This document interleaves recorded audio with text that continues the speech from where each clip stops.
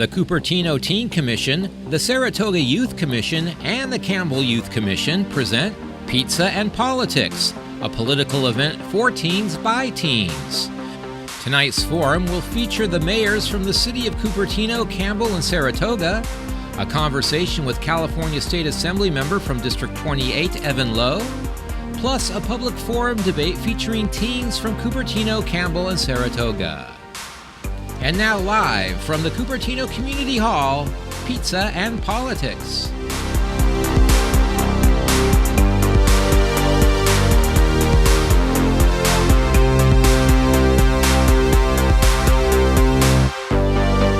Hello and welcome to Pizza Politics 2018. My name is Vinita Vimula and I'm a senior at Cupertino High School and I'm also the chair of the Cupertino Teen Commission. Our commission is comprised of 9 members from the middle school and high schools from our district, and our main objective is to advise City Council on all youth-related issues and also plan teen events. On behalf of the Cupertino, Campbell, and Saratoga commissions, we welcome you to Pizza and Politics 2018. Hi, I'm Jim Fine. I'm the chair of the Campbell Youth Commission, or the vice chair, I'm sorry. On behalf of the 15-member Campbell Youth Commission, I'd like to introduce to you Campbell Mayor Paul Resnikoff.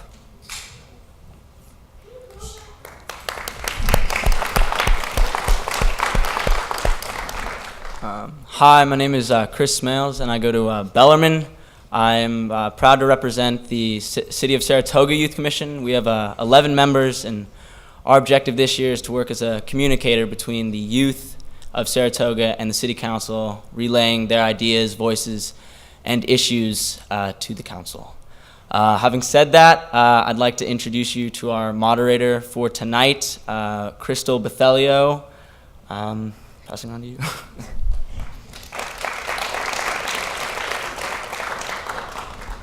Good evening and welcome to Pizza and Politics. My name is Crystal Bethelio and I'm the Deputy City Manager for the City of Saratoga, as well as your moderator for tonight.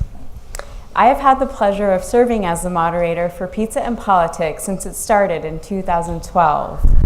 This political forum is one of a kind. It is organized by teens for teens and offers a unique opportunity for the youth in the communities of Campbell, Cupertino, and Saratoga to talk to candidates and local representatives about issues that are important to them. This event reflects incredible levels of youth engagement in these communities. The commissioners who organize this event are deeply committed to empowering and encouraging young adults to be more involved in their communities. Furthermore, all of you are here tonight taking the time to learn more about your elected representatives, as well as the issues and candidates that will be on the November ballot. In essence, you're demonstrating what it means to be a responsible and informed citizen, though most of you probably aren't old enough to vote yet. Since Pizza and Politics is all about youth engagement, audience participation is a key component of tonight's event. If you have a question during the discussion portions of tonight's event, please raise your hand and a member of the Campbell, Cupertino, or Saratoga Youth Commission will come to you. We'll try to get in as many questions as we can. And given that this is a forum geared towards youth, we will be taking questions from our teen audience members before others. Additionally, we ask that the audience members please silence or turn off your phones and stay seated until we reach our scheduled breaks, which will take place at 7:30, 8:15, and 8:53. Tonight's event will include 3 segments. During our first segment, we'll be talking with Assemblymember Evan Low, a Pizza and Politics veteran. Before he was elected to the State Assembly in 2014, Assemblymember Low served as a member of the Campbell City Council and participated in the first Pizza and Politics in 2012 as the City of Campbell Vice Mayor and a representative of the Democratic Party. Assemblymember Low is now seeking a second term as a representative for the 28th Assembly District, which includes Campbell, Cupertino, Saratoga, Los Gatos, Monte Sereno, and parts of San Jose. Assemblymember Low is being challenged by Republican and Campbell Union School District Vice President Michael Snyder. Before we begin our conversation with Assemblymember Low, let's take a moment to learn a little about the state of the district.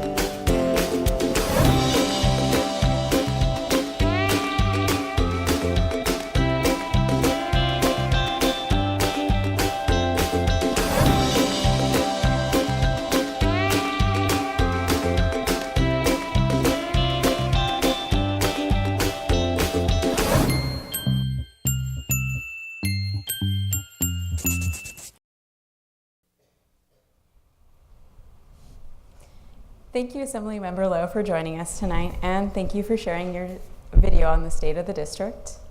Now that we've learned a little bit about what's happening in Assembly District 28, I think we'd like to learn a little bit more about you.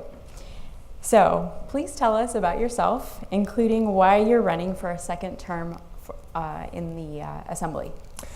First of all, thank you so much for having me here, and to all of the young people and young people at heart who have taken the time to be here on a Friday night.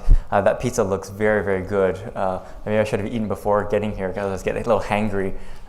But nonetheless, I appreciate you taking the opportunity to be here and to participate in this process. As Crystal, you mentioned, this is almost seems like quite some time ago that we did this to focus on the engagement of young people. You also mentioned earlier that young people don't necessarily have the opportunity to vote quite yet, but as you know, the state of California has taken a key leadership position in ensuring that we have automated voter registration at the Department of Motor Vehicles at 16 and 17 years old.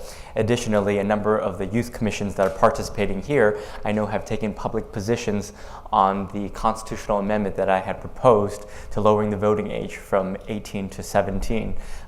For those historians, you may recall that lowering the voting age actually was a Republican concept that happened under a certain president previously in our United States history. So we have had a tradition of ensuring that we get as much engagement as possible. But for young people, I oftentimes ask the question, as your state assembly member, what is it that I assemble? To your council members, who do they counsel? And to your board of supervisors, who exactly do they supervise? So just leave that a question for us to think about. Because when I go to the farmer's market, and I'm going to answer your question too, but when I'm at the farmer's market in various cities in the West Valley communities, I have a booth and a table and it says Assemblymember Evan Low, and probably at least 8 out of 10 people ask, what is it that an assembly member does? What do you do? Who are you? And why are you giving me this literature? When in fact we know that our state, in the state of California, would be the 5th largest economy in the world if we were our own country, given the gross domestic product. And we have more venture capital in any other region in the United States, great schools, and so much to offer. But I got involved similarly because of the opportunities to be engaged, because I always had a sense of social responsibility to be involved and be engaged. My father was an optometrist, and as a good Asian son, I was supposed to become a doctor, but I didn't do that. But he always said, just give back in some way. And I remember growing up with him. He was president of his Campbell Chamber of Commerce. He was president of the Lions Club. He was Citizen of the Year. He was active in the Santa Clara County Optometric Society. So just naturally growing up, I was exposed to all of these politicians. So when someone said politician, it evoked a different sense to me. But this is about public service ultimately. And you can't but turn on the TV or Twitter or Instagram or whatever it else might be and see what's going on in the world, and asking yourself, how can you not do your own part? And that's where I think the obligation that we have as a society. Thank you. We'll be taking questions from the audience now. Are there any questions? While we're waiting for a question from the audience, one of the questions that I have for you, you represent a really diverse district. How do you balance the different needs of your constituents? It's very difficult, very challenging to do. Even just as something as simplistic as the 6 cities that I work for and represent. If you are part of Campbell, Cupertino, Saratoga, Los Gatos, Montserrano, the positions of those 5 cities collectively may be very different from that of the big city of San Jose. But yet we have to take one unified position overall for the entire state, and understanding that we are regional as well. And how do you balance that out? And oftentimes that is a very difficult task, but I think communication is very important. And fundamentally, we have to make a decision based on the information that is presented to us. But specifically for young people, just think about this. When you think about politics, it's oftentimes seen as a dirty word. But politics is it's about a conversation about differing viewpoints. And people say, well, I don't like to argue. Well, let me be very, very clear about this. On this ballot, on this election cycle, I probably don't agree with my own mother on most of these positions that we will be voting on. But nonetheless, I'm still going to be at her house at 7:30 for dinner, and we're going to love each other as we do as a family. But having difference of opinion is natural. So let us recognize that there naturally will be differences of opinion, but we should have a fundamental sense of respect, rapport for each other and our differences of opinion. Thank you. And we have a question from our audience over here. So what do you believe the role of the state government should be? What do you think the role of state government should be?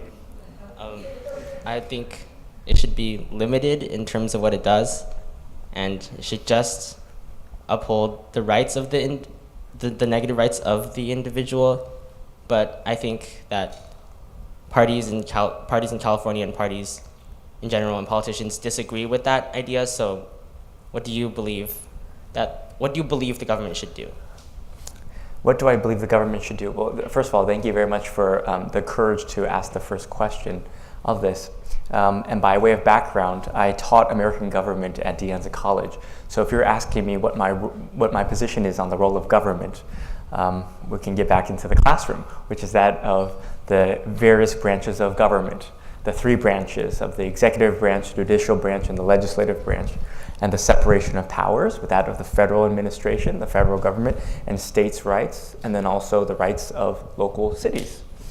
So how do we make sure that there's autonomy and distinction between different communities? The state of California is quite big, 58 counties, over 300 cities. The city of Cupertino here is very different from the city of Bakersfield, yet we are still wholly within the state of California. So if the question is posed, what is the state of California's policy on higher education or the position on housing? The issue of housing is very different from the Central Valley or Bakersfield than here. If you said, for example, Apple, here in Silicon Valley, we probably would have a sense of what Apple. Industry, if you said industry, you said Apple. Okay, technology.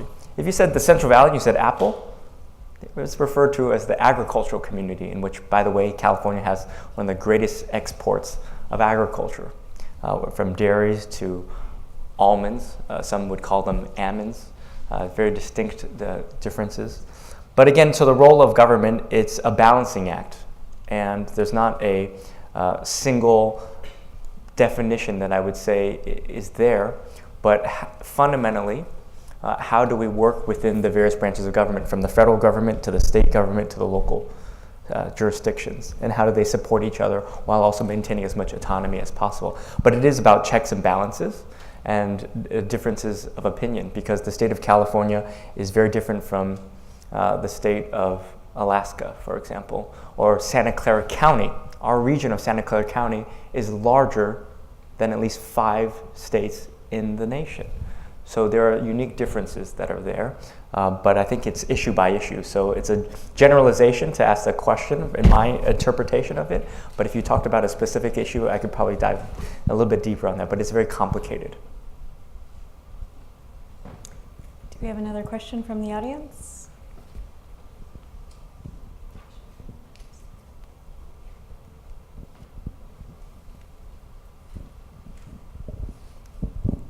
Hi. Hi there. What's your name? I'm Matthew. Hi, Matthew.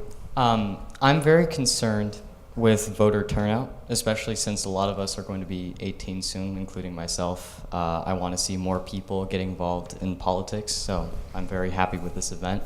But I want to know specifically what you would do to ensure that more young Americans would be voting, especially in this area. Thank you very much, Matthew. You'll be turning 18 when? May, next year.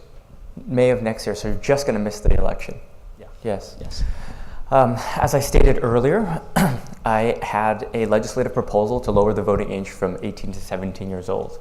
That would require a constitutional amendment, which requires 2/3 vote of the state legislature. And even if we had 2/3 vote, it would then go to the ballot for the voters to decide whether or not we should lower the voting age from 18 to 17. So your question was specifically, what am I doing to support younger people in terms of those engagement levels?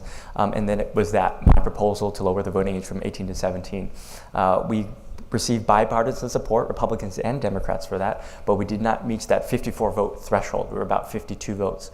It is my intention to bring the bill back again for us to have a conversation about this and hopefully meet the requirements of those votes. I've also introduced a piece of legislation to make Election Day a holiday. In 16 states in the United States, Election Day is a holiday. And it is my belief that in the state of California, we want to lower as many barriers to entry to allow for as much civic participation as possible, which is why we've had prepaid postage on our absentee ballots, on the absentee ballots that you get in the mail. You no longer need to put postage on it. So we want to lower the barriers. And again, as I mentioned, automated voter registration at 16 and 17 years old, online voter registration, polling places. We've tried to make it as accessible as possible. But let me also just say this, it also has to come from the heart. We can make this as easy as possible for people and individuals to vote. In fact, as you probably also know, in the private sector, 2 hours to go out and vote. But it has to be part of our society, part of our core, and that's why I've also introduced civics education and civics requirements in our schools so that we can institute a lifelong habitual sense of voting. In other words, being taught in the classroom, well, what is a proposition? And what is the distinction between an initiative and those bills and those laws that were passed by our elected officials? Here's what a ballot looks like, and here's what a designation looks like. Here's what support means, and here's what opposition means. So again, multiple angles to increase participation, but I would very much also welcome your ideas because you all have bright minds, and I very much would welcome an opportunity as we go back into the legislative session on any bills that you might have that we can fundamentally make and propose as well. So I would welcome your feedback, Matthew. Do you want me to? Please, yes. Well, how should you tell me how the state of California, what we should be doing to get more people like yourselves to vote and participate? Well, I definitely agree with you that, definitely agree with you that it definitely should be a part of our culture as young people to vote and to participate in that. I think that schools should definitely require, at least in maybe government classes at the very least, to talk a little bit about how to vote.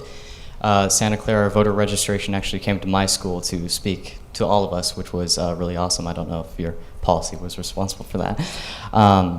But I would very much like to see more schools get behind bringing in other people to talk, maybe local representatives, stuff like that, but definitely, that's probably what I would say. That's great. I know that there are a number of elected representatives also currently in this room too, so I know they're listening very intently, and I see them also jotting down notes for increased engagement with the the youth commissions to partner also with the school districts and finding out what we can do for the young people in our communities. So thank you very much for that. Thank you.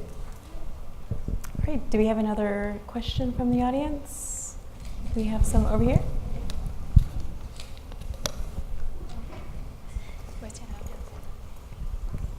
Hello. Regarding I'm sorry, your name? Oh, Lexi. My name is Lexi. Hi, Lexi. Hi. Regarding ACA 10, are you worried about uneducated students, like who are uneducated about the government in California? Are you worried about them going to vote and like not understanding how to do it? Your question for clarification, ACA 10 is the constitutional amendment, the Assembly Constitutional Amendment 10. That is the reference to the bill to lower the voting age from 18 to 17 that I proposed last year. And if I understand correctly, your question is, am I concerned about uninformed younger people voting? Is that, Yeah. did I understand that correctly? Yes.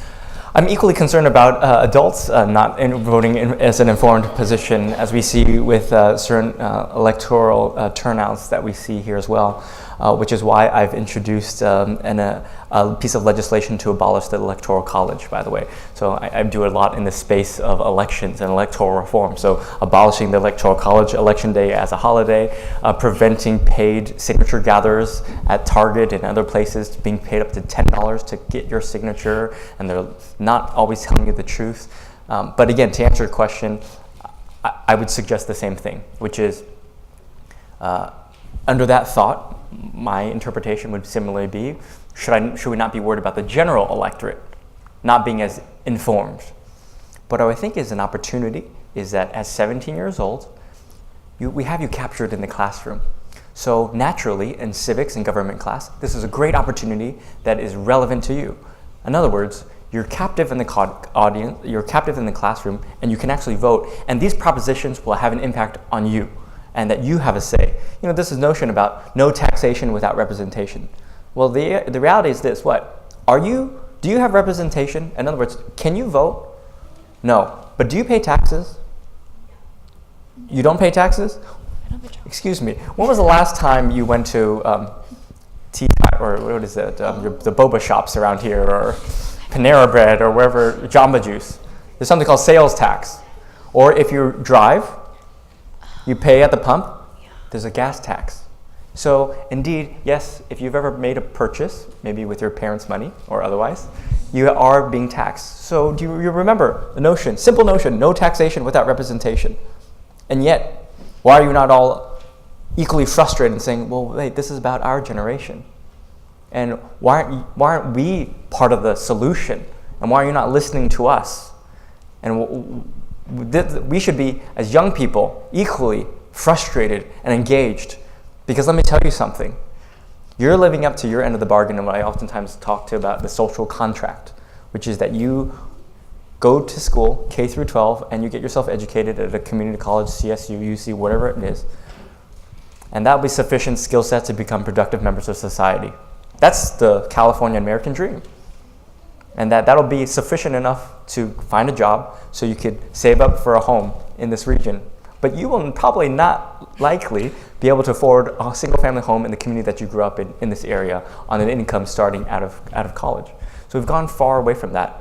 But who would be disproportionately impacted by these issues of housing and education and something called Social Security, which is a whole different topic? Younger people.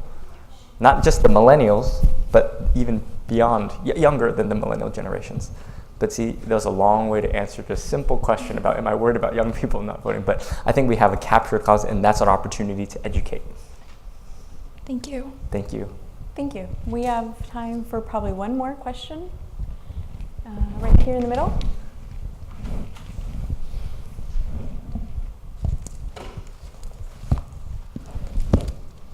Should I say my name? Yes. Okay. I'm Vani. I'm really concerned about the environment, so I'm wondering, what do you think the role of cities like Cupertino is in fighting climate change and other environmental issues? What is the role of, what specifically are you concerned about the environment? Climate change. Yes. So you believe in climate change? Yes, I accept. You accept science? Yes, yes. And you believe that? So I know this might sound silly, but let us just pause for one moment and recognize the notion of climate change, and that you accept the science and the data that best determines what is going on. And by the way, climate change can be interpreted as what? How would you interpret climate change? And how does it impact on us on our day-to-day lives? Climate change is man-made and is the result of carbon emissions through factory farming and just other inefficient energy usage and sources. Yes, this is very, very true. And the unfortunate reality also, in addition to that, is that wildfires are our new normal. which is you may see that, well, we don't have wildfires in this area, but you all know that you looked up and you smelled something recently, just the past couple months. This has an impact all over the world. So this is real. So let us first acknowledge the fact that climate change is real and it's man-made and that we need to address this issue. The state of California has provided an opportunity to incentivize local cities on a number of different areas to address climate change, which is that of built environments. How do you continue to build housing, major transit corridors, and getting grant funding for many of these different areas of public transportation or investments in the renewable energy space. That's why we have provided tax credits or incentives for individual consumers to get all electric vehicles or hybrids, and also in investments on solar and the rooftops, and passed statewide legislation to allow for cities to expedite many of those permitting processes to allow for solar developments with respect to renewable energy. And we've also passed legislation to get the portfolio for the state of California to get to the renewable portfolio standards that we want for the goals and lead in the nation. And by the way, a number of other states are also attempting to follow the lead for the state of California. But it is, earlier you heard the question earlier about what is the role of state government with respect to cities. And oftentimes it is a symbiotic relationship, and there also can be a little bit of tension, natural tension, maintaining the autonomy of a local city, but then also understanding that the city has a wider role to play with all the other cities in the entire state. But again, the partnership that we have is to create the landscape or policies to allow for cities to utilize and access other pots of resources to allow for the development in some of these other areas of infrastructure, again, in housing and in transportation. Yeah. But if you have additional ideas on what the state should do, I very much would welcome that as well. I think education is really important. So I understand what you were saying earlier. You were asking me, I accepted climate change as man-made, and a lot of people don't. So I think education, like the general public, and like building a society that accepts this as an actual problem and then looks at ways to fix it, because you can't really address it unless, you know, people accept it as an actual problem. Yes. Yeah. And as you probably are familiar and aware of, that the United States pulled out of the Paris Climate Change Agreement. And as a result of that, a number of other states and local cities passed resolutions to indicate their positions with respect to climate change. So should you, whatever city you live in, perhaps you work with your youth commission and making an advisory position on having the city council take a position on climate change. Okay, thank you. Well, thank you, Assemblymember Low, for joining us tonight. We're now going to be taking a short break, and we'll be back at 7:35 with our Mayor's Roundtable featuring the mayors of Campbell, Cupertino, and Saratoga.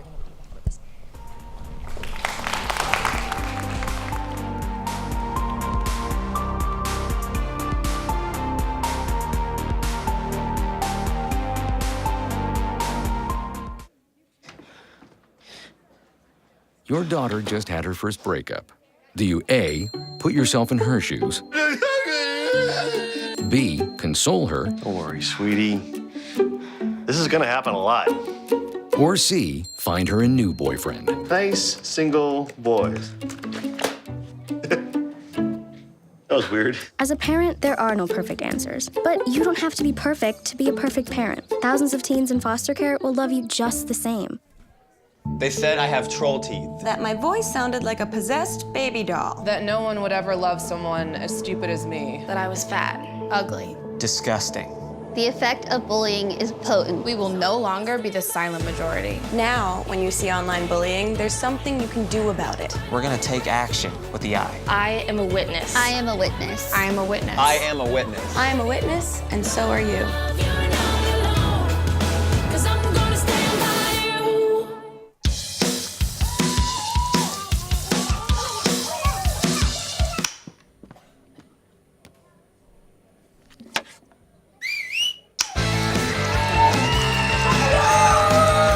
Don't let E. coli mosh with your food.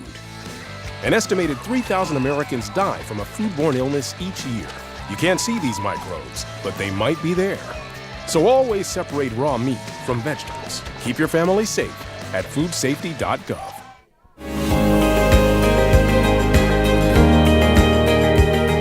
there's a lot of variety here in terms of the kind of people as well as in terms of what you get, the facilities you get. I love working in Cupertino because there's so many people out here and everybody's so excited to be educated, and we just love coming out because you guys' events always have a great turnout, and we really love the community and just being able to get our word out about community education. The food, there's so many food places.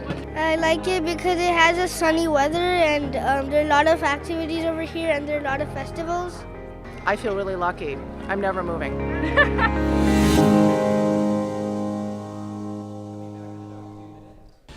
The City of Cupertino presents 2018 Crest Award winner Deputy Jonathan Low in the category of Public Safety Champion of the Year.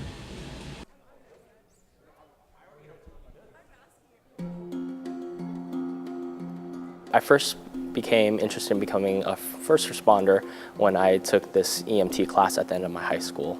It got me into seeing what a first responder does, and that became very interesting to me. My name is Deputy Jonathan Low. I've been with the Santa Clara County Sheriff's Office for about 3 years now. I feel like I always am worried about other people, and it started with people in my family. Now that I'm in the Cupertino community, I just want to keep making it a safe place to live, and I come to work now every day and I'm excited to be here. I get home now, I'm like, guess what happened today at work? I was able to catch this, thief or this burglar, so it's definitely a lot more rewarding and exciting nowadays.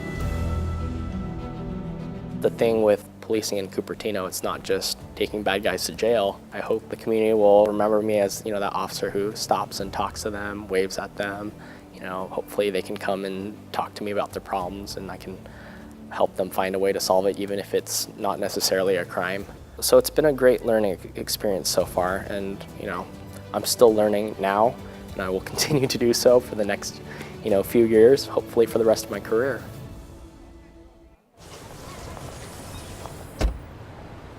Na na na na na, I love you so. I love you, I love you. La la la la, la la la la la la la. We're here. Yay! It's a short drive from your neighborhood to your naturehood. To find a neighborhood park or green space near you, visit discovertheforest.org.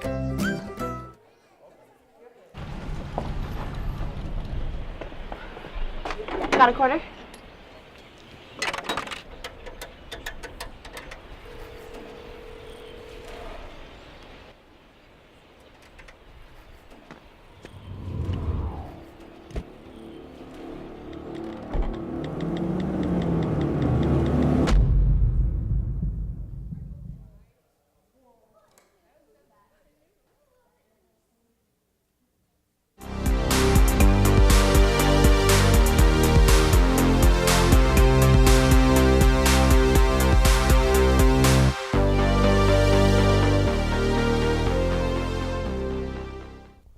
Welcome back to Pizza and Politics.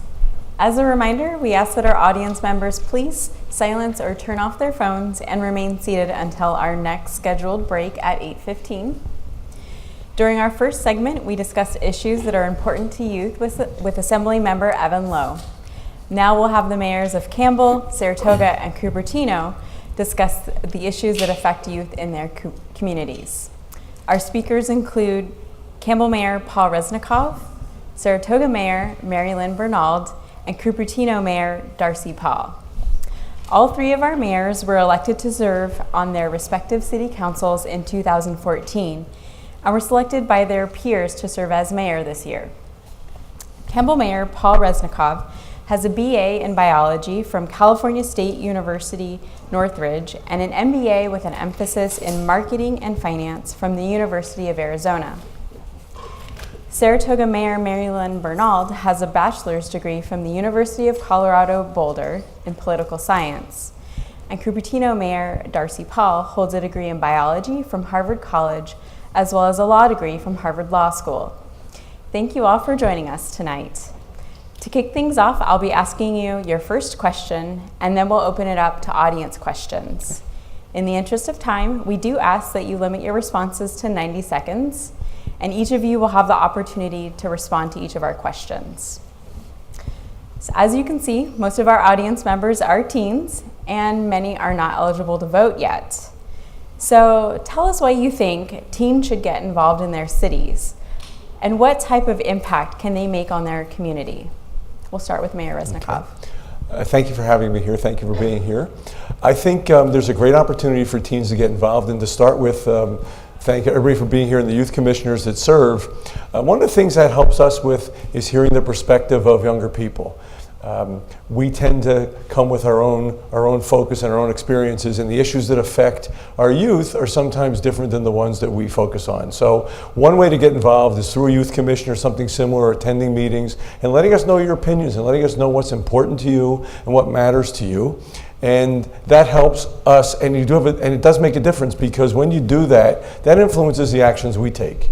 And one of the things we do is we do legislation, and we will respond to needs of the community with new laws and things like that. And your involvement helps us implement laws and policies that are relevant to you, that make sense to you, and will help you in your current interests. So I encourage everybody to stay involved and to participate not only in commissions, but in our meetings, which are public. And give us your opinions and tell us what your concerns are, and engage with us. And I think we can all benefit from that. Thank you. Mayor Bernal? I agree completely with what Mayor Resnikoff said. The minute you walk outside your door, you come into a space frequently that is handled by city, whether it's walking to school, biking to school, or having either you drive yourself or your family drive you to school. You have already interacted with us. So there's that level of infrastructure in which we need to know, is it safe to get to school for you? Is traffic or traffic congestion a problem around your schools? Moving on from that, we're very interested in knowing what kind of services we as a city should be supplying to you.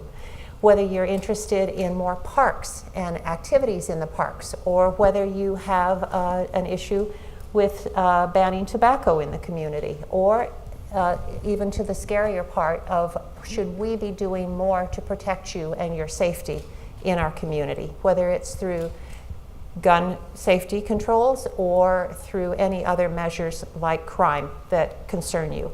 So it's the best way that you have of communicating with us, and we really need to hear it when you come to our city council meetings, or email us at any time that you can, because most of us have public email addresses, and we would love to hear from you. Thank you. Thank you. Mayor Paul? Sure, great question, thanks. And thanks for having all of us here. I echo the sentiments of my fellow mayors from Campbell and Saratoga. I think it's critically important to be able to know what this very significant sector of our community is thinking, and frankly, in each of our communities, a lot of the people move here because of the fact that we have pretty good infrastructural support, such as in our educational system for teens, for people that are anywhere from kindergarten all the way up to seniors in high school. But I think the most critical thing is the fact that in a very brief number of years, irrespective of precisely where the voting age is, you're going to be taking on the reins of society. And I take that charge very seriously in terms of making sure that we provide content for you to consider and to make a really good foundation for being able to look at the issues.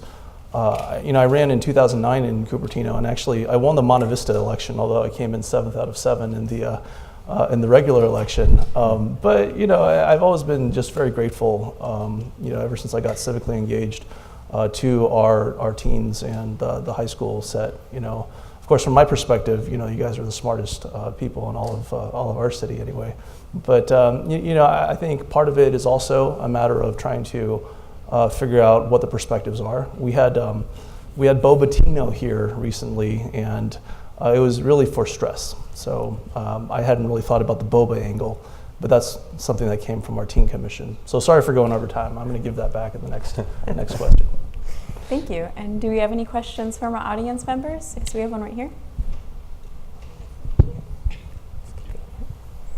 Hi, so my name is Nelson, and I go to one of our local schools, Monte Vista. And one of the issues that really faces teenagers nowadays And kind of something that I've noticed is there's not really a lot of emphasis on kind of keeping your health and keeping up, especially like mental health.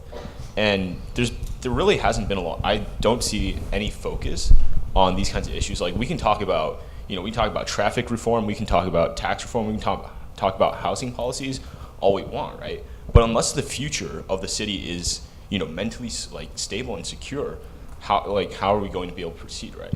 So with that, my question is, what are your guys' plans for, really pushing forward this idea of promoting, wellness for everyone?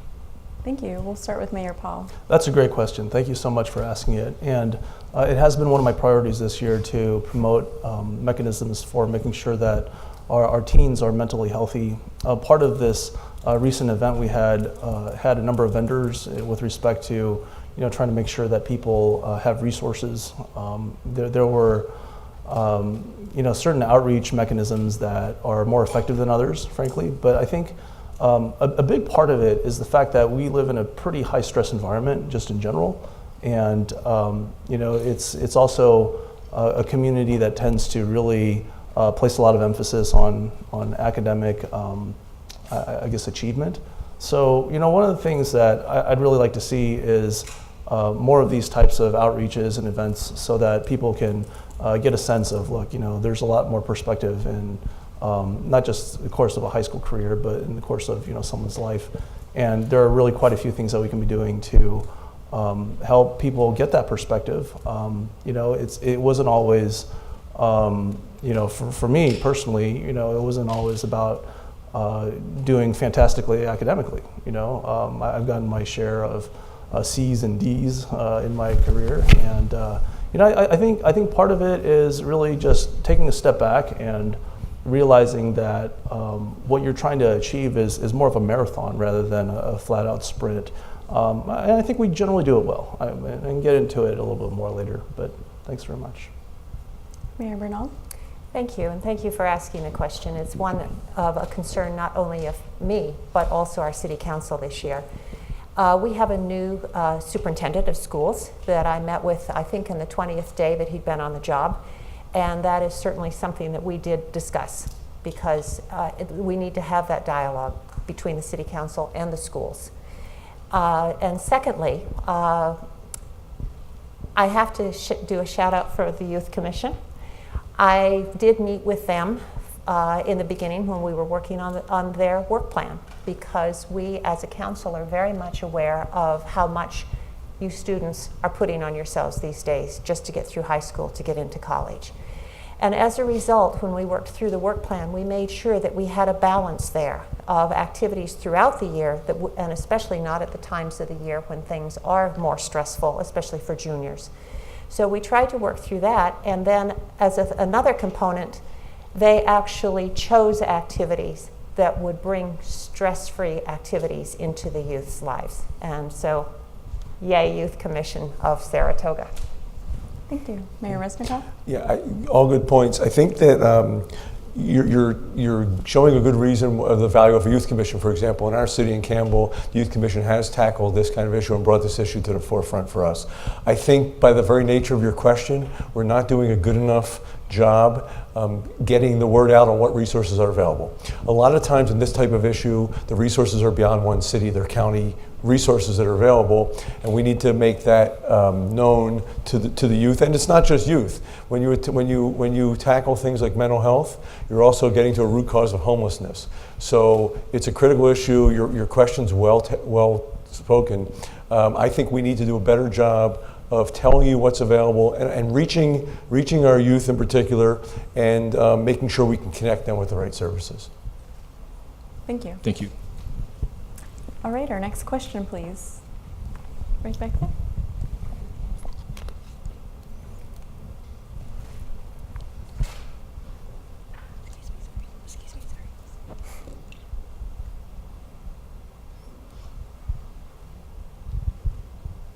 Hi. My name is Suraj Sethuraman, and I go to Redwood Middle School. And I walk to school, walk and bike to school every day, and I was wondering what plans do you have to help safety in that regard of walking to school every day for maybe half a mile or a mile? Like, what are you like planning to do in the next couple of years to help make that a safer experience, especially when crossing roads and other dangerous aspects of that? Thank you for the question. We'll start with Mayor Resnikoff. Okay, it's a great question. I'm glad that, I mean, it seems rarer and rarer that people walk to school, and I think it's great. It's healthy for you. This comes up a lot in Campbell, okay, because we have a lot of children walking to elementary schools and middle schools, and also high schools. And there's a dilemma here. Generally, one of the ways you tackle this problem is through traffic calming. So street lights, the blinky lights, the hawk lights, speed tables, speed bumps, and things like that. And we get pushback from the very residents that live at those intersections that don't want those things in their outside their house. So we tend to focus on the safety of what makes sense for the safety of the children walking to school. So that would be implementing traffic calming, like I said, speed tables, speed humps, the traffic lights or stop signs. We do use crossing guards. And our crossing guards report into our police department, and we've just, in fact, increased our budget. We found some areas that needed crossing guards. We increased our budget to do that. And we're also looking at more trails. So more trails that enable students to go on trails off the main streets and come into the schools from, say, a back way and get away from traffic and make it safer that way. So we're looking for alternative ways. And lastly, things we do on the street like better bike lanes, safer bike lanes, and bulb outs. So when you have a bulb out when you have to cross the street, you're actually more visible to cars and you're closer to the bulb out across the street. We reduce the time you're in the street. So we look at all of those things, but it's paramount when we look at traffic calming. Thank you. Mayor Bernald? Similarly to Campbell, even though Saratoga looks very different from Campbell. It started out as a rural farm type atmosphere, and through the years the residents have wanted to keep it that way. But in the idea of the safety for our residents, which is paramount to all of us, we have done whenever projects occur within the city, we have tried to link sidewalks so that they get developed, and we are working for what is called connectivity. So we have that. We also have lighted crosswalks, and we're getting one put in the next couple of months right across from our high school, and also one at another very busy intersection that connects near the YMCA for us.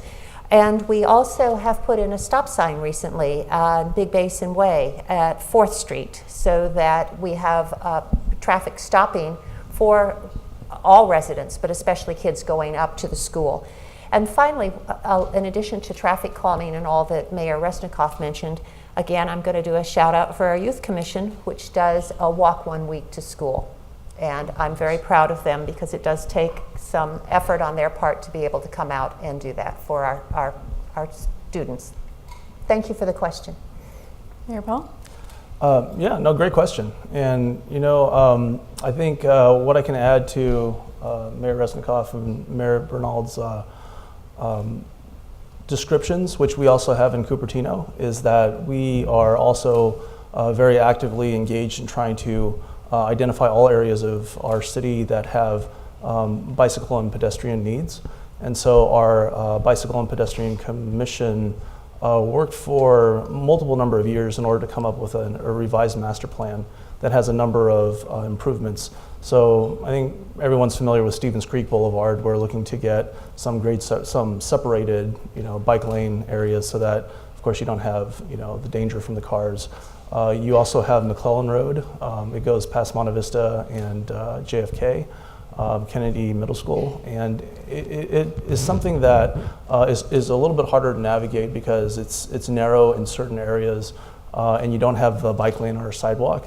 And so we're working on that to try to expand in certain areas and get a solution for possibly separated bike lane there as well. This is actually a topic that's very interesting politically. So I would encourage you to look into bike trails and how the communications go, throughout the civic conversations. Almost invariably, when you have a bike trail that goes through neighborhoods, there's going to be a fair amount of discussion, as you might imagine, from the local residents. So, yeah, thanks for the question. Thank you. We had a question over here. So, what do you guys think of the development of Valco into a huge residential building and other potential developments in the near future? Thank you for the question. We'll start with Mayor Paul. Yeah. Hey, well, thanks for the question. I kind of suspected. You asked a question of our assembly member regarding, the state of, the role of the state. And, I don't pull any punches on it. I think that what we really need to do is, if we're invoking laws that have to do with helping the housing crisis, that we should actually be helping the housing crisis. So, at the end of it, some people like to say that, density is something that is inevitable in Santa Clara County. And I would say that if that is the case, we really need to make sure that we're growing in an intelligent manner and one that's, kind of intellectually consistent. I do tend to think that it is better if we optimize local control over, the course of our, democratic experiment, so to speak.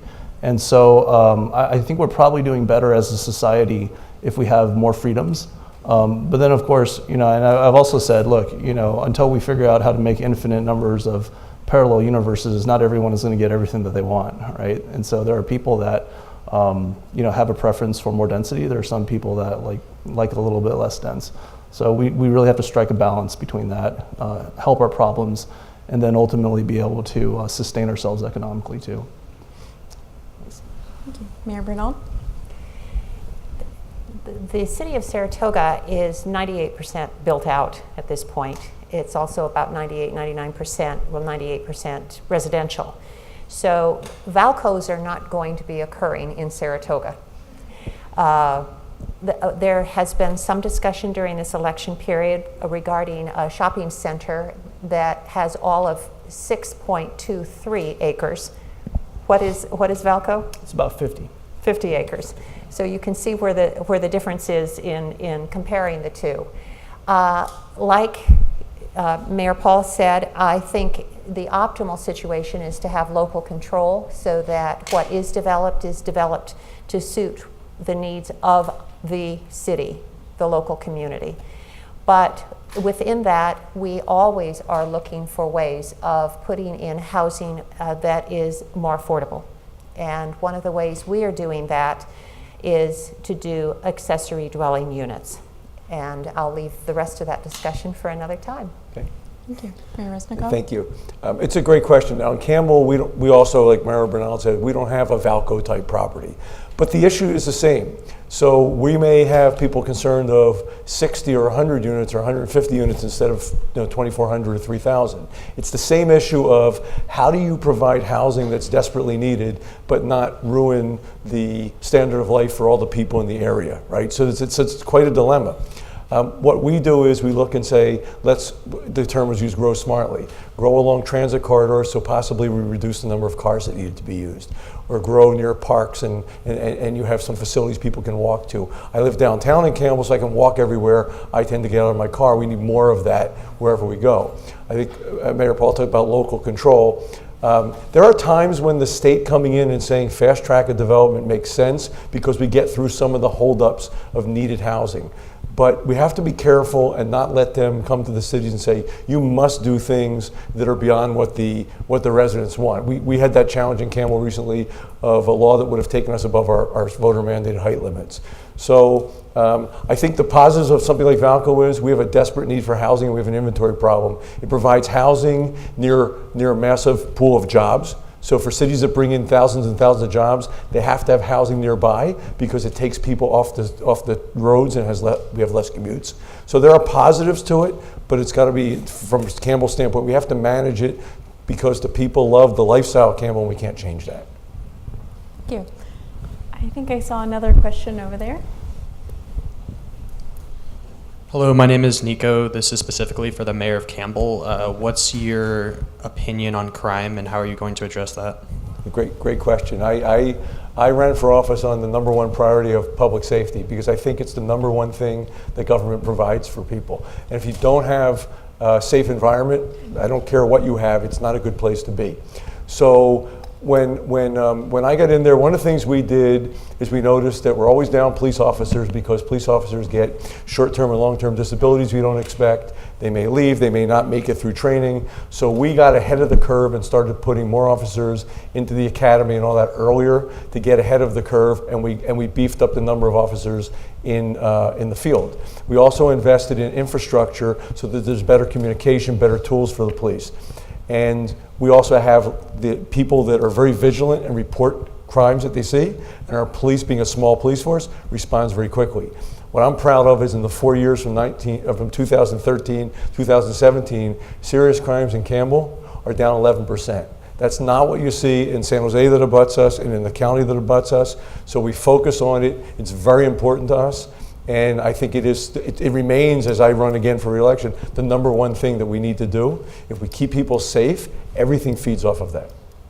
Thank you. Though the question was for Mayor Resnikoff, unfortunately, crime is universal. Would you like to respond, Mayor Bernald? It is a number one issue in the city of Saratoga, even though we are considered one of the safest cities in California. And as such, we have always an ongoing dialogue with our Santa Clara County Sheriff's Department. What is wonderful for us as residents of Saratoga and having the county represent us, we have all the facilities that are available throughout the county available to us in Saratoga.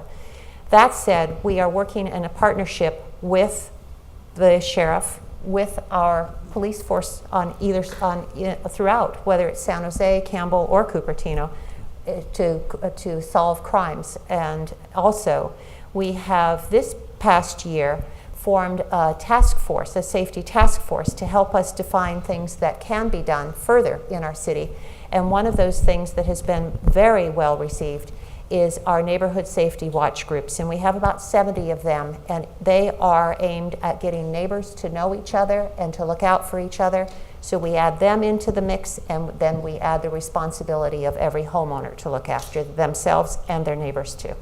Right. So thanks for the question. Communication is really very important with regard to making sure that the impacts of crime are minimized, and the crimes themselves are also similarly addressed, and not really getting to the point where we have a lot of these public safety problems in our communities. And so what I mean by that is that we have a really good neighborhood watch program.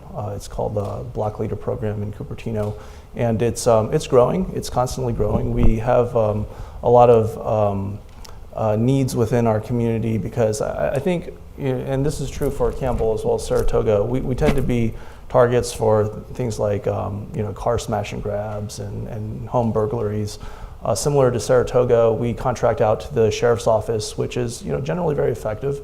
But intercommunication with the sheriff's office force is also critically important from the public official perspective. If you're hearing things from the community saying things like, well, home burglaries might be diminished a bit, but things like car break-ins are elevated, you do kind of have to take a look at what's going on legislatively as well. So some of the impacts of state legislation has been to, basically elevate certain types of crime. And I think these things are always in transition. We're always, or we should always be assessing what the impacts are of these various measures, and, in a compassionate and understanding way, perhaps regulate every now and then, and tweak a bit. Thank you. Do we have any other questions from the audience?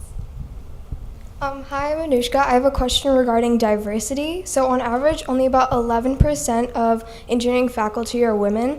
And although this may be a big issue to tackle, I was wondering what are some of your thoughts on increasing this number?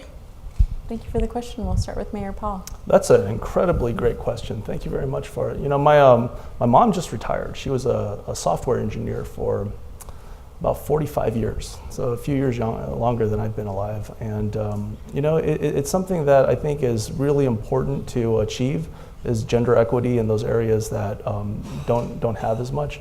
As one of the people that get involved and support labor, quite a bit over my political career, I've had the privilege of looking at a lot of the labor shops in this area. And those are very gender disparate, as you can imagine. And so I know that there are certain outreach mechanisms that people undertake. There are a lot of these types of affirmative efforts to try to increase the amount of participation. But I think, social attitudes really need to change. We're in the middle of a movement, in our country and society where there's some more elevated awareness of it. But, at the same time, it's also critically important to, raise our kids in that kind of manner where we encourage them to be fully prepared. I have 2 daughters myself, they're 6 and 4, and I would love to see them grow up and get involved in every aspect of society that they would wish to go to. So, but thanks, I'm out of time, but I consistently go over, but thank you for the question. Mayor Bernal? I think you all are living in a very special time because we are seeing diversity coming into being the norm. That wasn't quite grammatically correct, but it should be the norm. In 2014, when I ran for city council my first time, I ran with women from Cupertino, Los Gatos, Campbell, Saratoga, from 4 of the 5 cities in the West Valley area. And 5 of us were elected, 5 women were elected to the city council.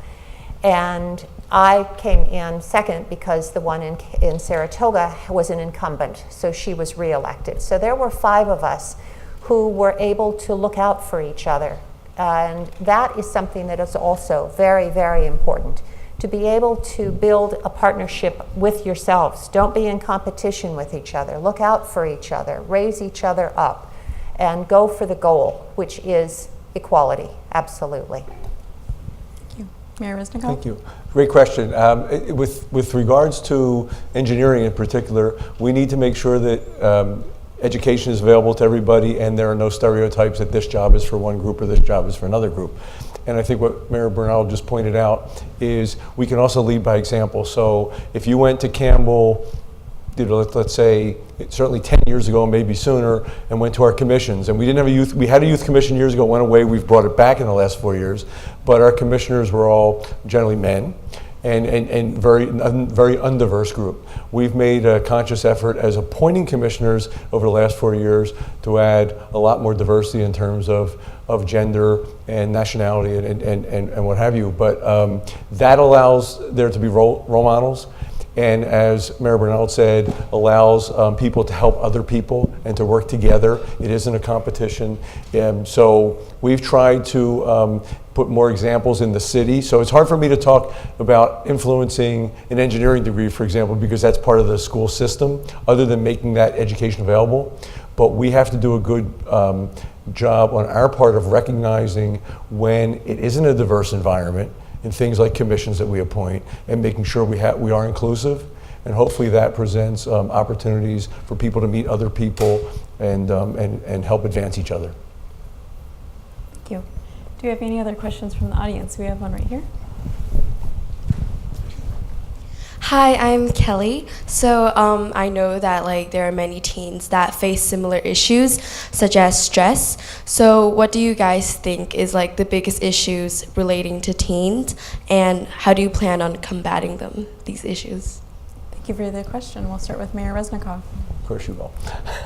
So that's a great question. I think, so from my experience, I'm looking on the outside, it's been mentioned by Mayor Paul earlier, your schooling, things like the need to strive and do well and get into the right school for college and things like that. I think it's a very different environment than when I went to school, and the competitive nature is much worse now.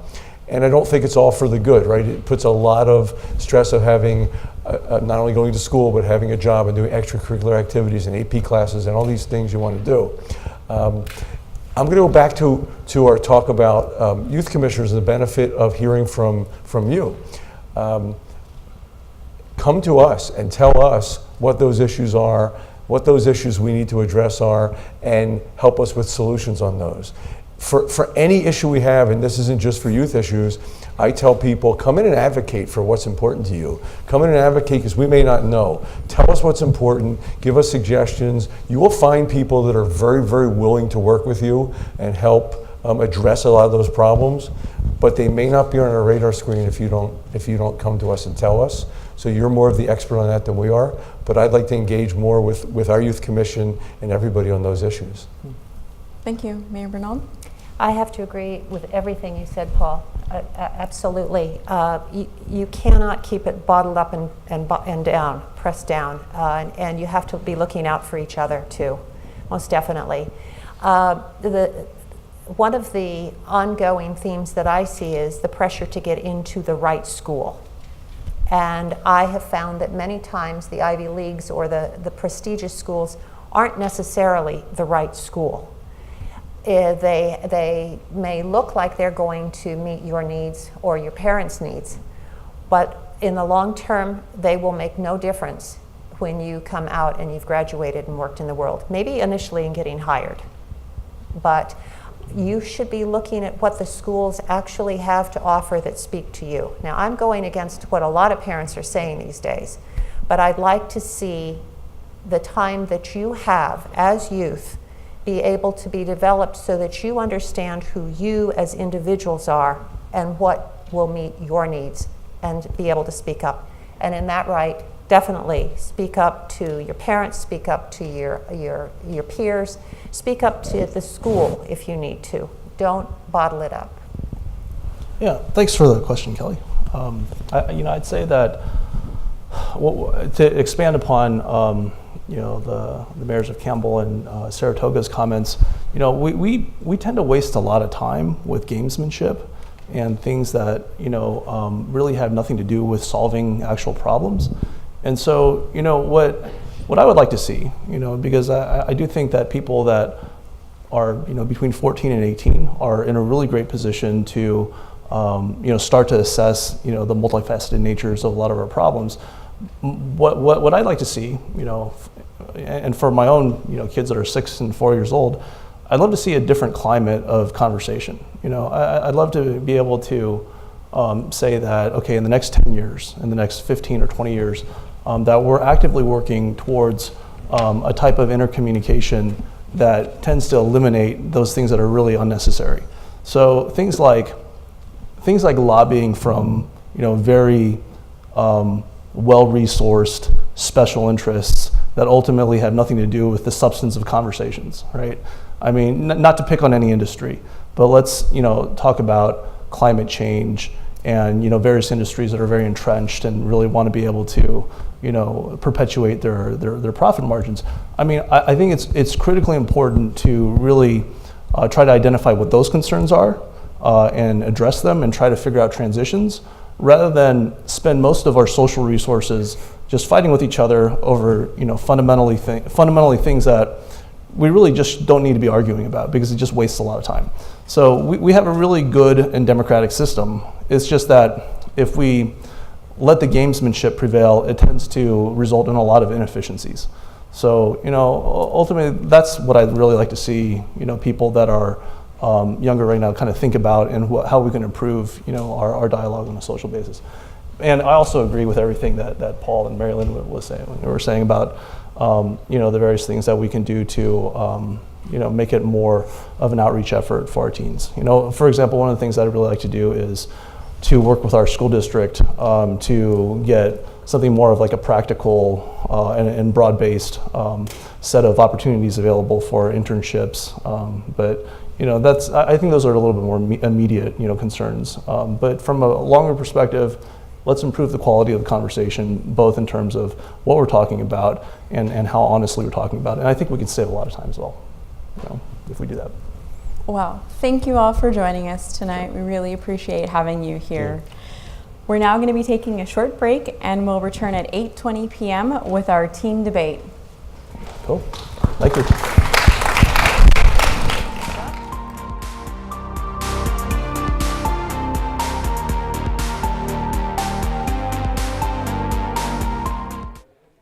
Listen to me. I am captain of the track team. And if I'm late, She doesn't really think she's going to get out of here, does she? Be nice. She's new. Hello, is anyone there? Ugh! Wow, even from our standards, you look awful. Oh, sweetie, what happened? Me? My friend Becky got to talk to this super cute boy, and I tried to act like I wasn't jealous, but I so totally was. And then out of nowhere, this concrete barrier just popped up. Maybe it was a semi. You mean you were driving? Yeah. I mean, I know the whole eyes on the road thing, but this was a super important text. Maybe you have to know, Becky. Texting? Great. But it was only like 5 seconds, and I'm a really, really fast texter, so it wasn't even a big deal. Actually, has she texted me back yet? Wow, I get like no bars in this place. I wonder if they have Wi-Fi here.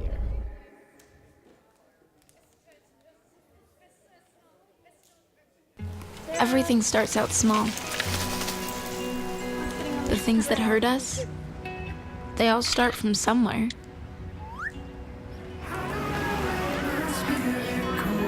The words we say, the things we do, they can grow into something else. What was small and innocent can become big and sometimes scary. All it takes is one comment, one picture, one video for something to catch fire. But a big problem doesn't need a big response. Not at first.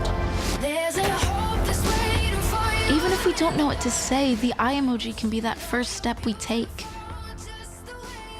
Let's all pledge to take that first small step together and change the world in a big way. I'm a witness, and so are you.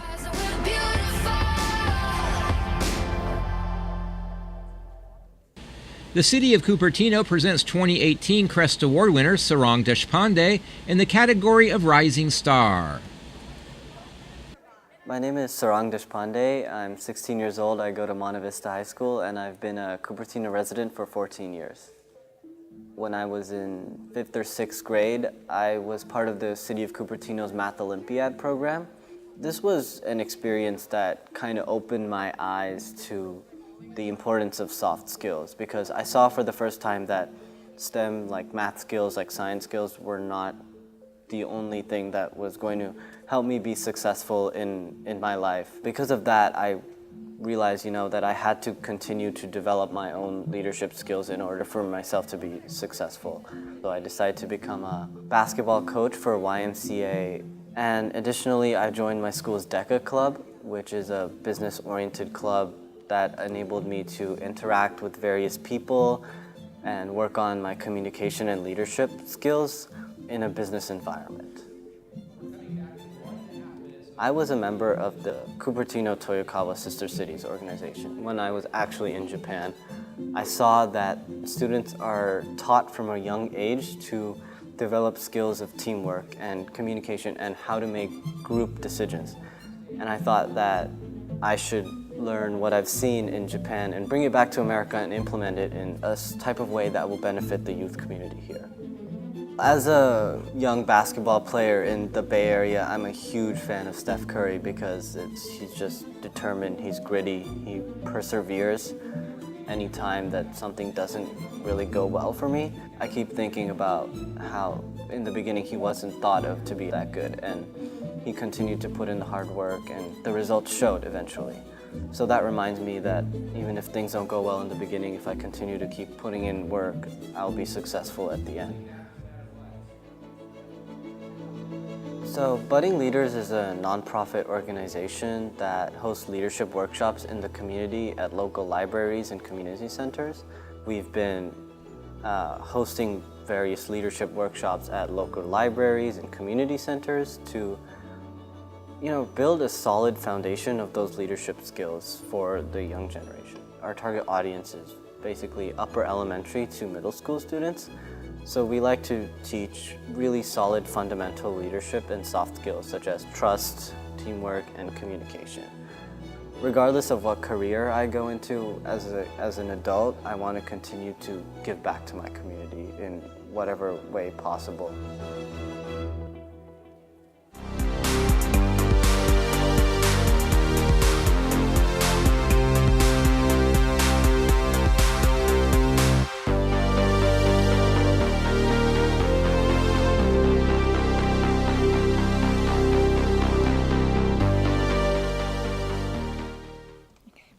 Good evening. My name is Vinitha Vimula, and I am the chair of the Cupertino Teen Commission, as well as your moderator for the teen debate tonight. In this public forum style debate, both sides will be stating their stance on the topic and will be refuting each other's claims.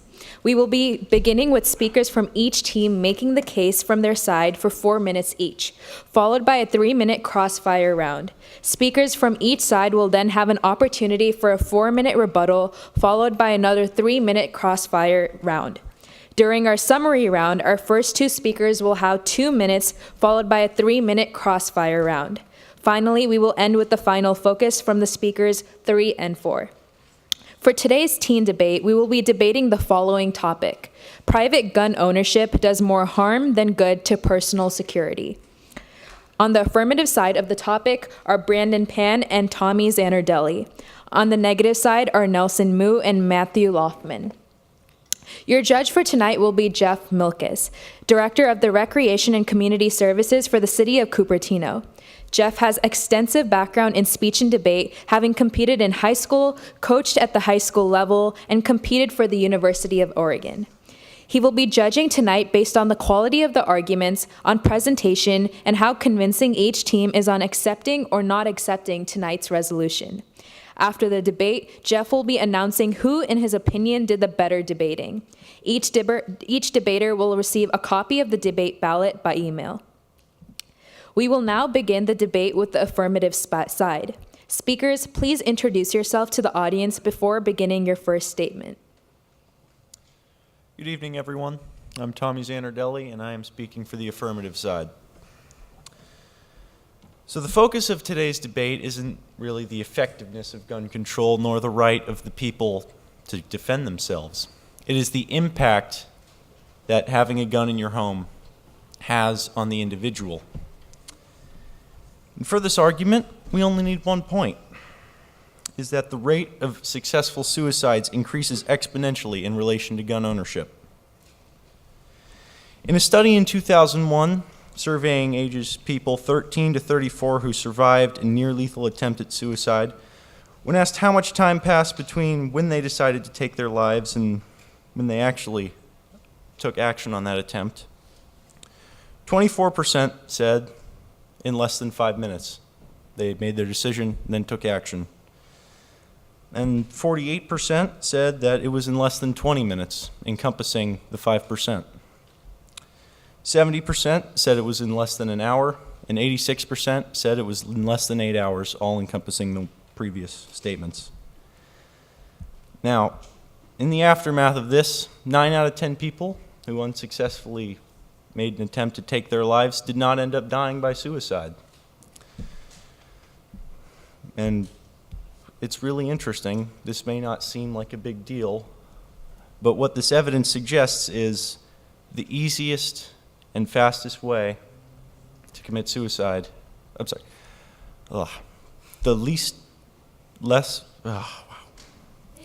easier the way it is to commit suicide and the less long it takes is more people will commit suicide. So the easiest way is shooting yourself, as sad as that is. Now, in states with a high percentage of gun ownership, like Montana, for example, people are more likely to succeed committing suicide than people with, like Massachusetts, who have a low rate of gun ownership. And the fact is that owning a gun increases exponentially the likelihood of your chance of killing yourself. And the 100,000 deaths caused by gun suicide in the last 5 years will far outweigh any point that those people on the other side can make. That's all I have to say. Good evening, everybody. My name is Matthew. So the topic that we're discussing is gun ownership, private gun ownership. Does it do more harm than good to personal security? That's the prompt.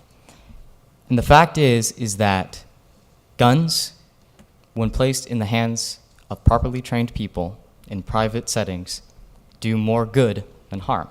They protect more people than they do harm people.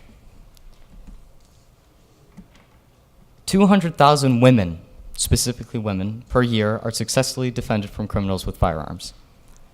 And 3 out of 5 convicted felons declare that they will not mess or attempt to harm anybody that is an armed victim. Now, the purpose of the Second Amendment may be to protect us from tyrannical rule from the government. It has a much more serious and a much more personal matter, which is to protect people from dangerous felons or dangerous criminals that are not yet convicted.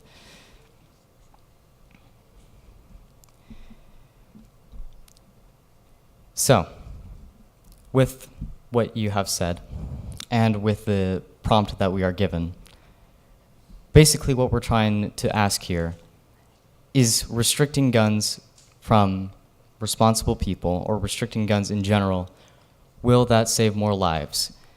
And the truth of the matter is that it would do much greater harm than it would do good.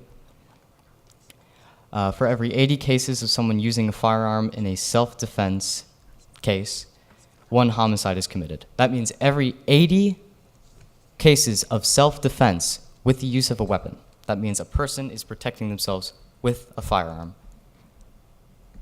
a homicide is committed with a firearm. So basically, before we start this debate, I'm gonna wrap up here. What we are trying to say is that we live in a very unique society. Not one other country besides the United States has the Second Amendment or has any right to gun ownership, which is private. And so with this unique opportunity, we get to look at unique statistics and we get to look at unique settings, which is very important for all of us to understand that at the end of the day, private ownership of weaponry, specifically firearms, will do more good than they will harm. Thank you.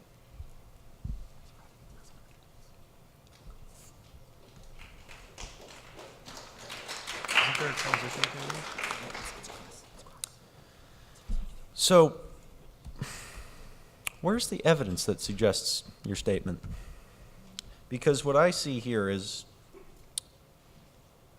there have been studies that have shown that the odds of a victim being killed if they possess a gun increased 4.2 times greater than someone without a gun. What do you have to say to that?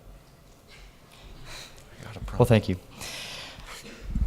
The source that I have found for these cases, for instance, the 200,000 women protected every year due to a firearm, or because of a firearm, comes from the FBI crime statistics. I have many sources here that will say the same thing, that no matter how you look at it, in terms of homicide or attempts of homicide, the person that is being protected or the person that is the victim, if they have a gun, maybe it's concealed carry or maybe they have one in the house, are more likely to survive from the attack and are more likely to protect themselves in general. We have here U.S. Department of Justice, National Institute of Justice. We have homicide statistics from the UNODC. We have from BBC News, the Wall Street Journal, USA Today. Lots of those, if you look at those, are from websites or websites, news sources that are generally more anti-gun. They prefer gun control. And it's interesting that even if it's from a website or a news site that is anti-gun control, or is in support of gun control, so my apologies, that they cannot deny the facts. And the facts are that guns save lives, on average. On average, they do. But then how would you address the 22,000 people a year that take their own lives using guns? I'm sorry, what was the question? If the guns really do help, like 9 out of 10 people who survive suicide attempts, they regret it, and they end up not dying. But in order to survive, having a gun eliminates any chance of survival, with the exception of Robespierre. But that was back in the 1800s. Your life's over like that. The second you pull the trigger, there's nothing else. There's no other chance for you. Which, yeah. Well, my response to that is we're looking at two very different issues. You're referring to private ownership of guns in order to attempt to take your own life, and that's much more of a... Oh, sorry about that. Apparently we're out of time.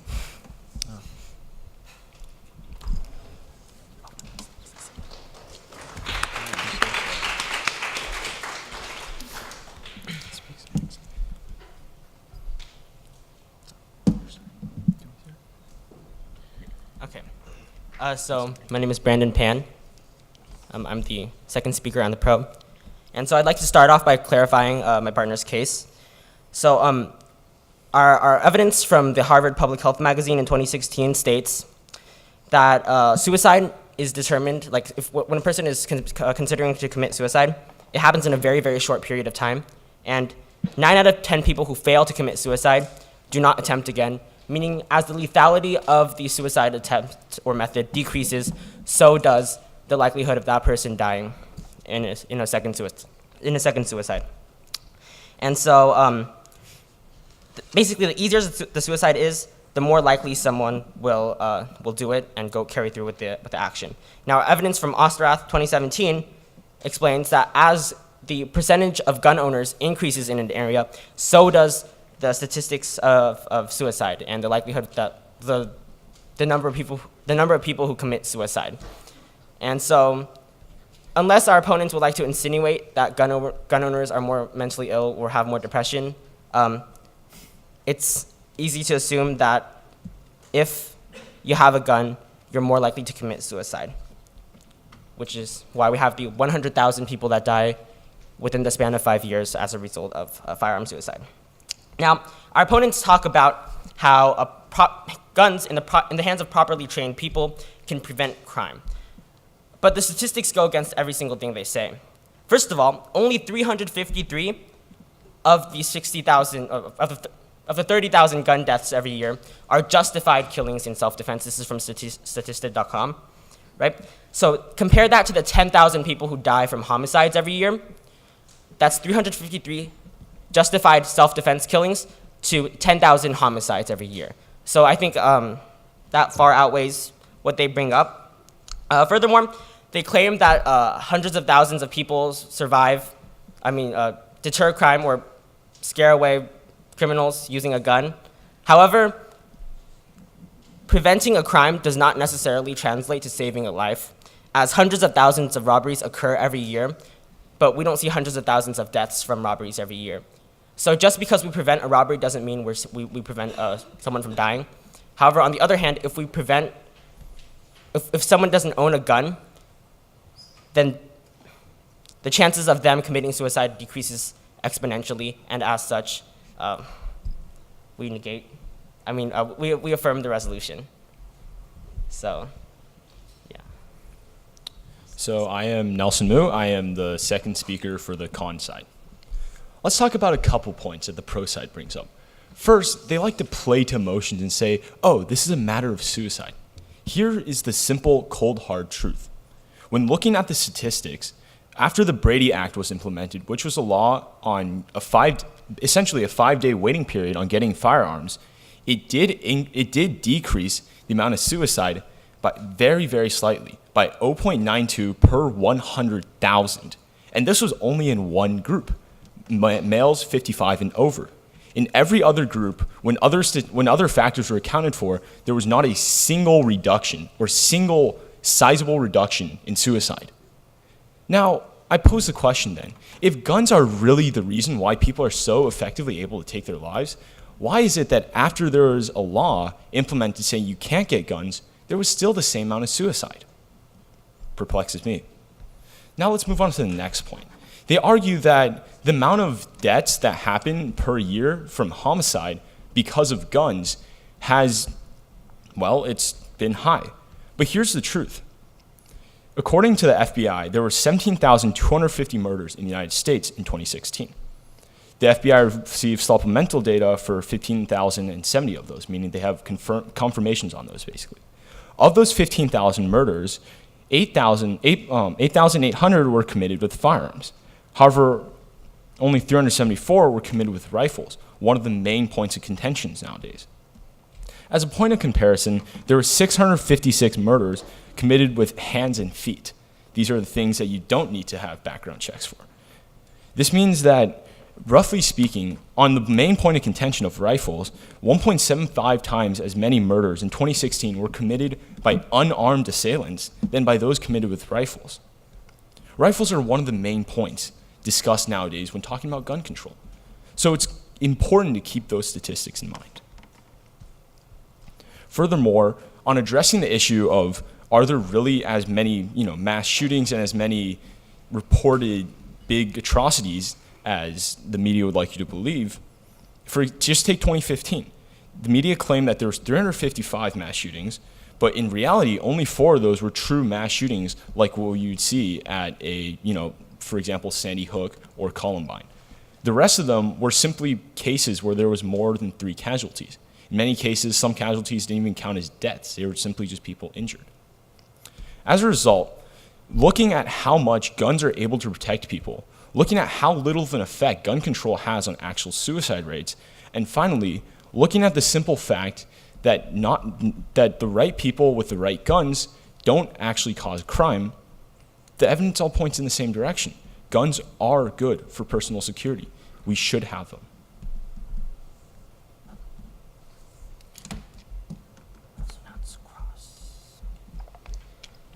So can you repeat the topic of today's debate? Yes, I can. Private gun ownership does more harm than good to personal security. So do you hear the words gun control in that topic anywhere at all? Private gun ownership is limited by how much gun control there is. So you bring up the Brady Bill, right? Yes. Which is a gun control act. Yes. Did gun ownership fall significantly after the passing of the Brady Bill? Yes. Do you have statistics to back that up?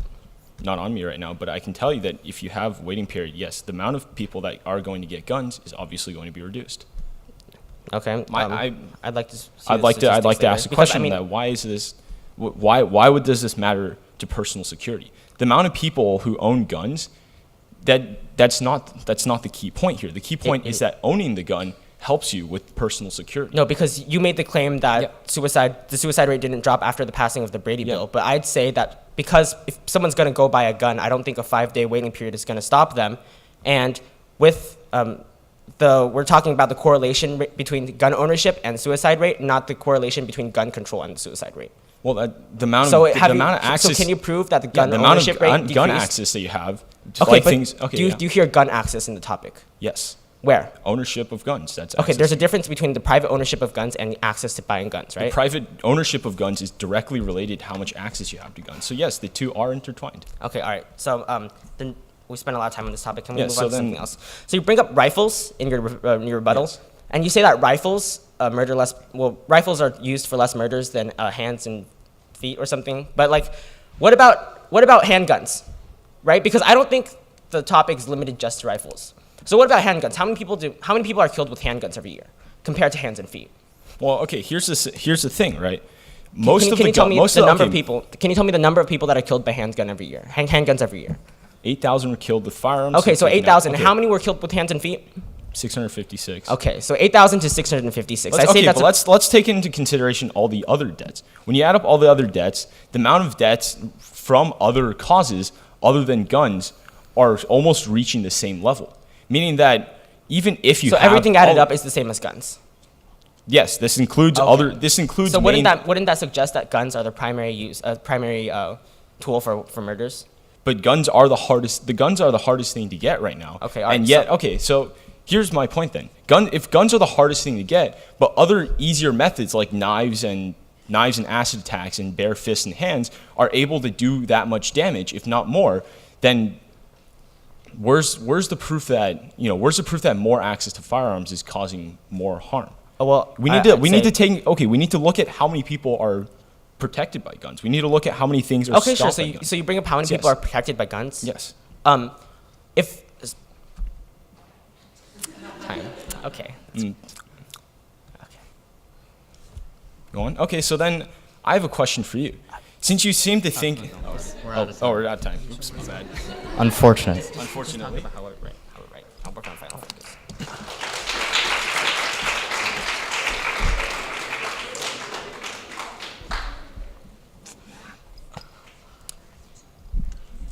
In this debate, our side has discussed the facts of the matter that when there are more guns present in a household, for example, someone has access to a gun, that increases the percentage of a successful suicide.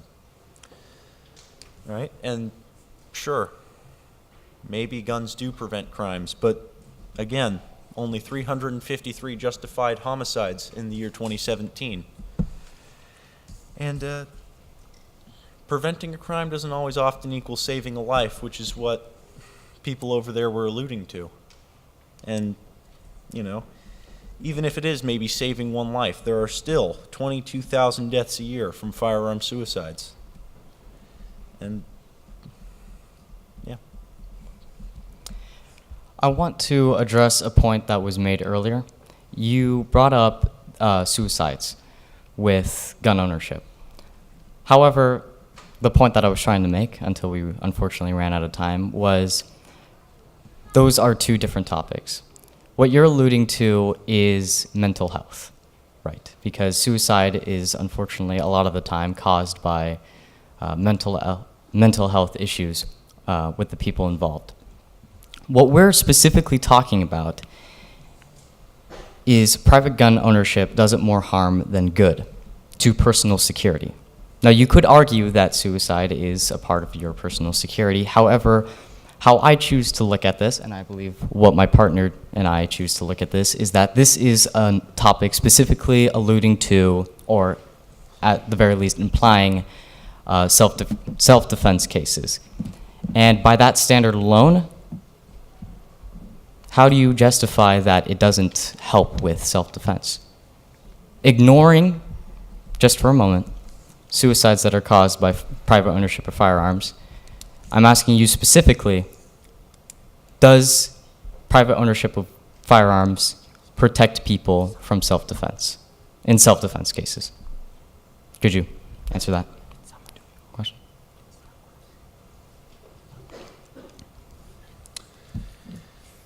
Can you answer that question? It's summary, right? It's a summary. So like, wait, did Crossfire start already? Yeah. Like without us knowing? Oh. Magic. So, the way I see it, death is death, no matter who takes it. I mean, if you shoot yourself, that's, you know, violating your own personal security. And shooting yourself is the easiest way to commit suicide. Right?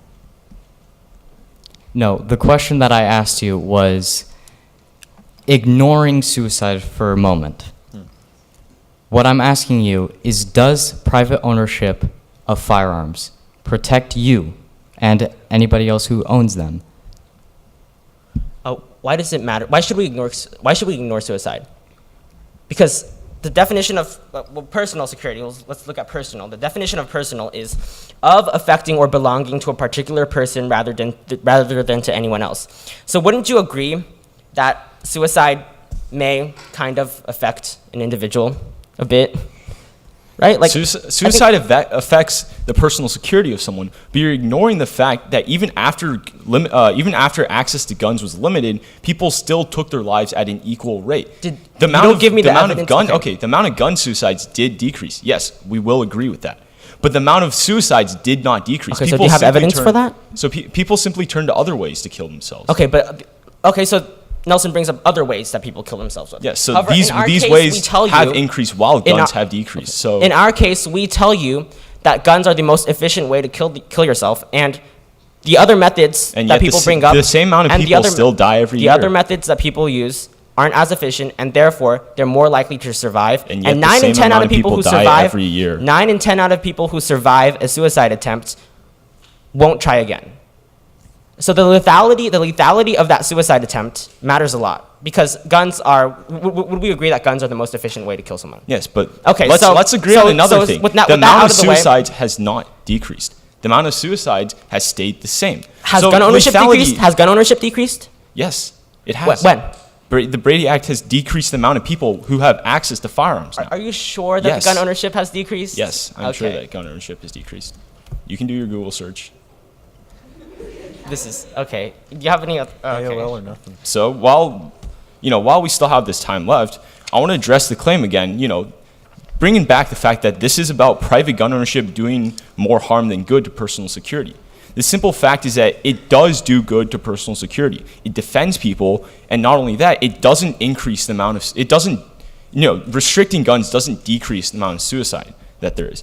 And finally, I'd like to point out that around 70% of the firearms used in homicides are obtained illegally.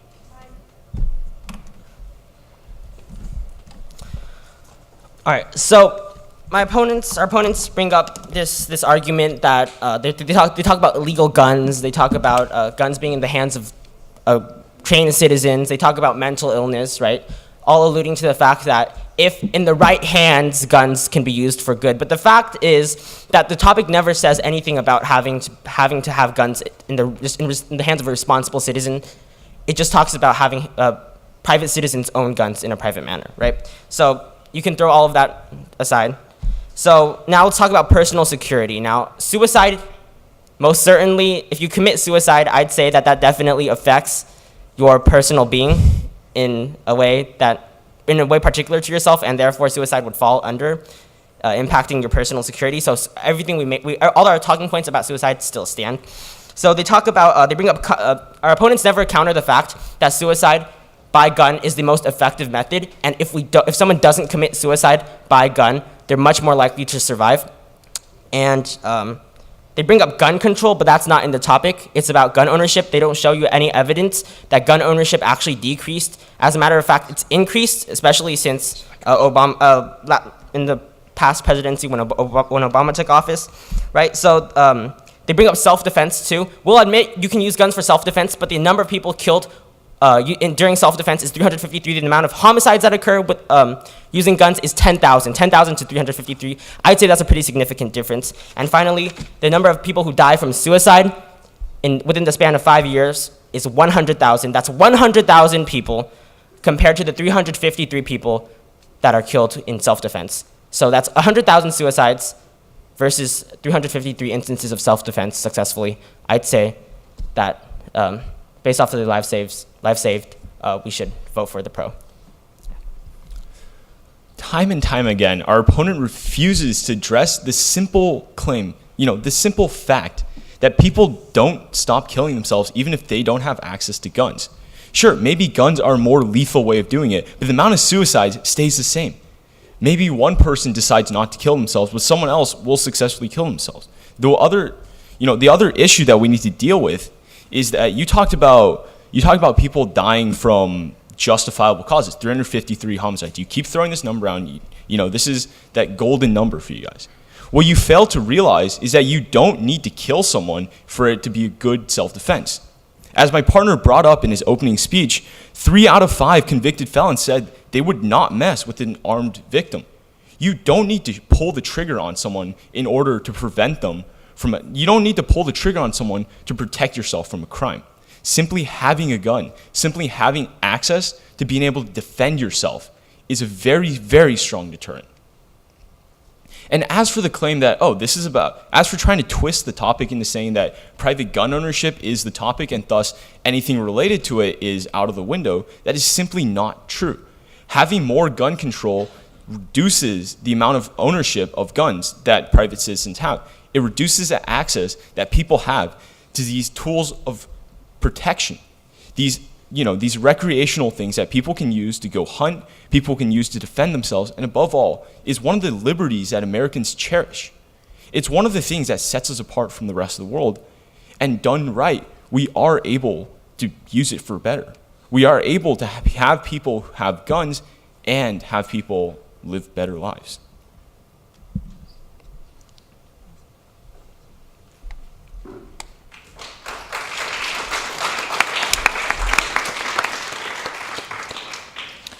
Thank you to our debaters for that exciting debate. We will be taking a 3-minute commercial break while our judge finalizes his ballot. When we come back, we will be presenting with the winners of the Pizza and Politics Teen Debate segment.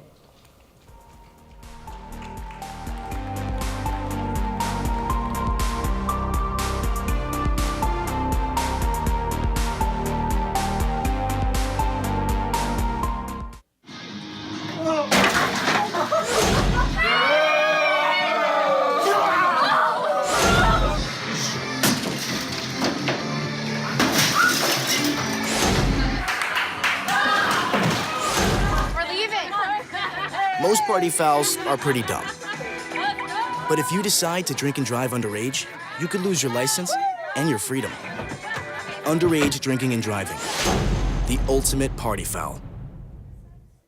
It appears these hot ashes are about to be dumped, which could possibly start a wildfire. How will Smokey deal with such a hot situation? The garden hose defense. Next, a thorough stir. Then another spray. And finally, feeling if the ashes are cool. Oh, yeah. Ah yes, the selfie. A ritual practiced so frequently with this tribe, but not so much by Smokey Bear. Only you can prevent wildfires.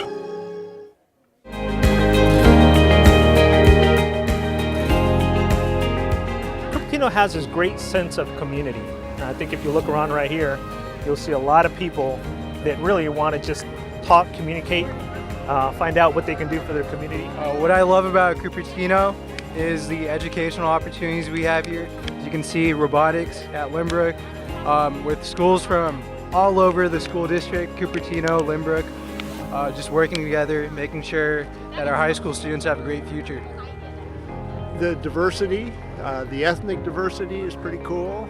I just love my school in general. I think it's a great school with a ton of opportunities and it's really diverse. So it's great that I get to go to a Cupertino High, which is good.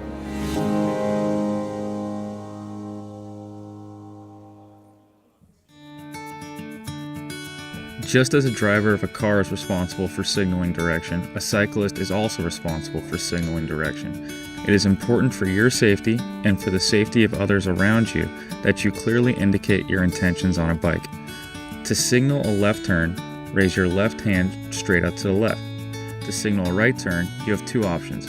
Either raise your right hand straight out to the right or raise your left hand out, forearm up at a 45-degree angle. To signal that you are slowing down or stopping as you are coming up to a stop sign or stoplight, angle your left hand downward at a 45-degree angle. It is safest to use these signals before making your turn so that you can keep both hands on the handlebars when turning.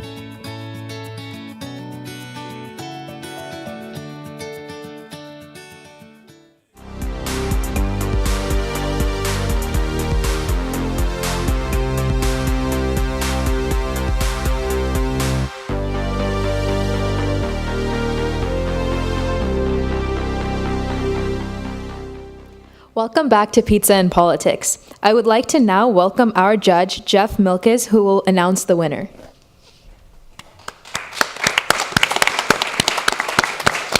Thank you. Thank you, and congratulations to all four. An excellent debate round. This was an interesting debate because typically this form of debate is really more about a resolution and about something that one side values to do more so than, what's the value to the community, what's the value to the city, or what's the value to the country in this case. However, this was somewhat of a different kind of a format, and so I really appreciate the arguments. I appreciate the the nature of which you presented them. Let me tell you how I see it. The intention here also is that the debaters are supposed to be convincing what we consider to be a community judge, somebody that doesn't really have a lot of information. So from the perspective of gun control, anything that I would have or you would have believed or not doesn't count. What counts is what was the quality of the arguments that were made and how were they refuted, okay? So the competition here really was, the agenda was set by the first constructive. The topic really tonight became all about, in my opinion, whether suicide itself was affected. What was the relationship? I thought that the pro team did an excellent job of providing a link between suicide and between gun ownership, and then established a certain amount of harm. Unfortunately for the negative team, they didn't address until very late in the speeches the core issues. So, in my opinion, the first argument really what we call flows through to the pro side. There were several other issues. I thought that the negatives' contentions about liberty could have been very, very strong. Their contentions about mental health could have been very, very strong. But here's a little rule in this form or any form of debate. Arguments need to be made in the constructive part of the debate rather than in the summary or the rebuttals. And unfortunately, I thought the liberty argument could have become really a key part, but it was just a little bit too little too late. Without going into all the details, I will have a ballot, but it's my opinion that the better debating was done by the affirmative or the pro side tonight. However, as this is a friendly competition, both sides are winners, and we have some very nice prizes for each. These are, and we'll present them. If you would like to present them for me, or do you want me to do it? Yeah. Okay, because then I leave the microphone. These are solid silver American Eagle collector's coins. And so for tonight, again, we thank you for being here and for presenting a very good debate. Sorry I had to hear that. Oh, no, it's good. Okay, gentlemen. There we go.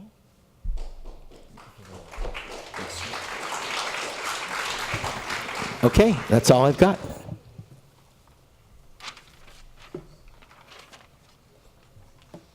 That concludes the final segment of Pizza and Politics 2018.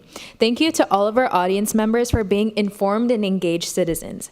For those of you who would like more information about the candidates, propositions, and local measures on the ballot for the upcoming election, you can visit the League of Women Voters website at www.votersedge.org.